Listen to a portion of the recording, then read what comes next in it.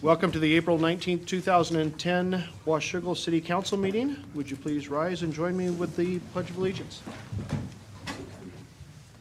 I pledge allegiance to the flag of the United States of America and to the republic for which it stands, one nation, under God, indivisible, with liberty and justice for all. Mr. Stevenson, could you call the roll, please? Councilmember Costin. Here. Councilmember Shoemaker. Here. Councilmember McDaniel. Here. Councilmember Delavar. Present. Councilmember Greenlee.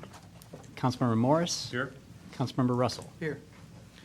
Councilmember Greenlee is out of town and asked to be excused. Mr. Mayor, I'll make a motion to excuse Councilmember Greenlee. Second. Got a motion and a second to excuse Councilmember Greenlee. All in favor? Aye. Opposed? Motion carries. At this point, I have the honor of swearing in one of our newest police officers. Officer Castro, if you would come to the forward part of the room.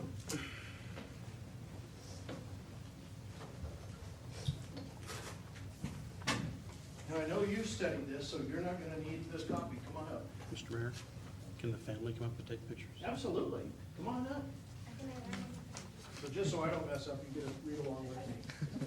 If you would, please raise your right hand and repeat after me. I, Ryan Castro, I, Ryan Castro, do solemnly swear that I am a citizen of the United States do solemnly swear that I am a citizen of the United States and of the state of Washington, and the state of Washington, that I will support the Constitution and laws of the United States that I will support the Constitution and laws of the United States and the Constitution and laws of the state of Washington, and the Constitution and laws of the state of Washington, and will to the best of my judgment, skill, and ability, and will to the best of my judgment, skill, and ability, truly, faithfully, diligently, truly, faithfully, and diligently, and impartially perform the duties of the office of police officer and impartially perform the duties of the office of the police officer in and for the city of Washougal, Clark County, in and for the city of Washougal, Park County, Washington, Washington, as such duties are prescribed by law, and as such duties are prescribed by law, so help me God. so help me God. Welcome on board. Even though you've got your badge attached to your uniform, you do have a wallet badge as well.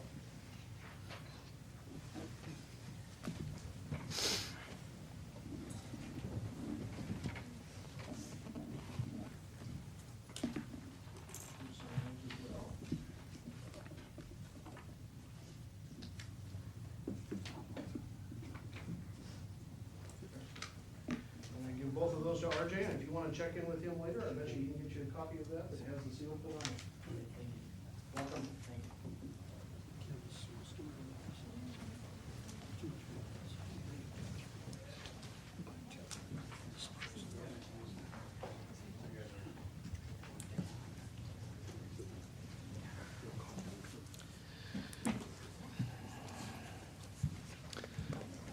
Next item we have before us this evening is a proclamation for Buddy Poppies Day.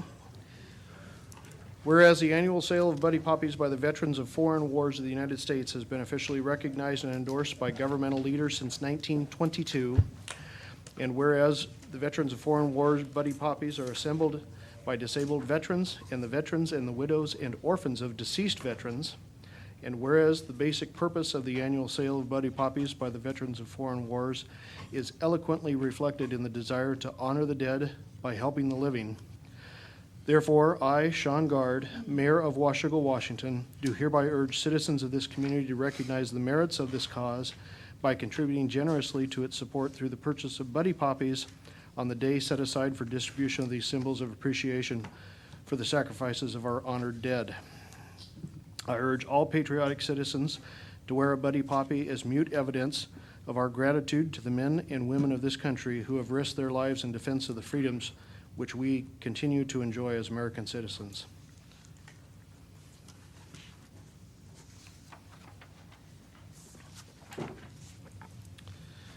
And with that, do we have any amendments to the agenda?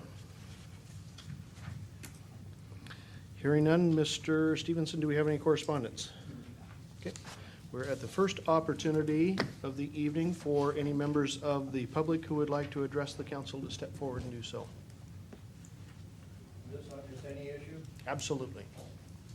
Well, I've been here, December December before last, well, I'm Elvin Nelson, 1803 32nd Street in Washougal. I've been here December before last, and this last December about the 32nd Street, the safety issue up there.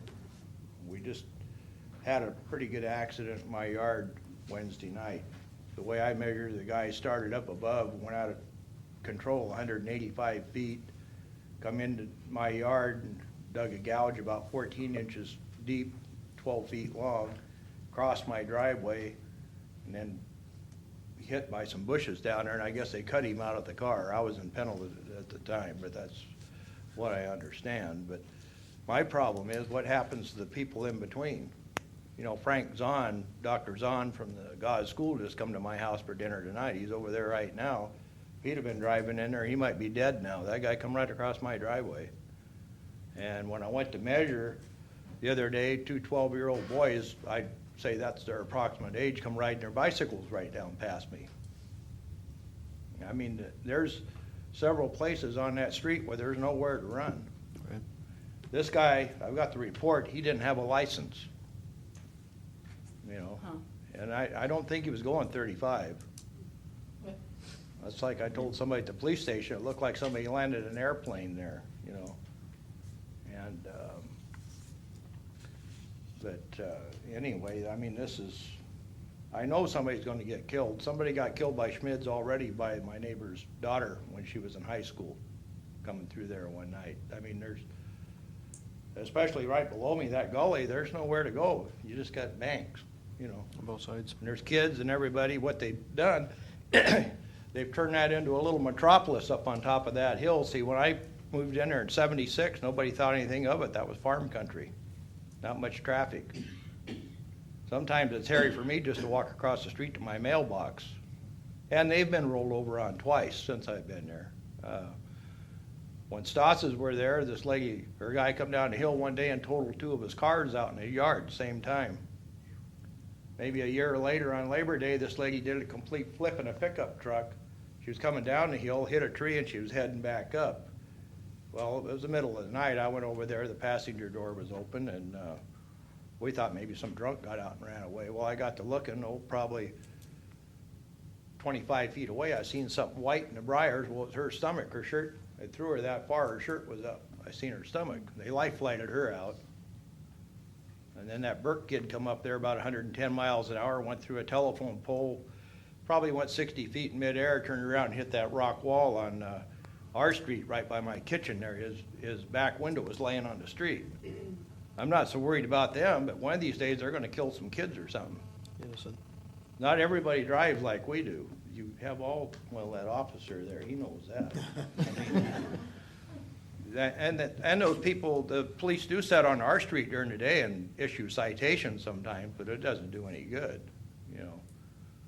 It's like I say, it's scary for me just to get the mail sometimes. They come flying down there, and some of them kind of try to slow down, and some of them just kind of grin and step on the gas pedal, you know. And anyway, this is the third time I've been down here. I know somebody's gonna die one of these days. There's no getting around it. They haven't taken the safety factors along that road into consideration when they did all that building up there.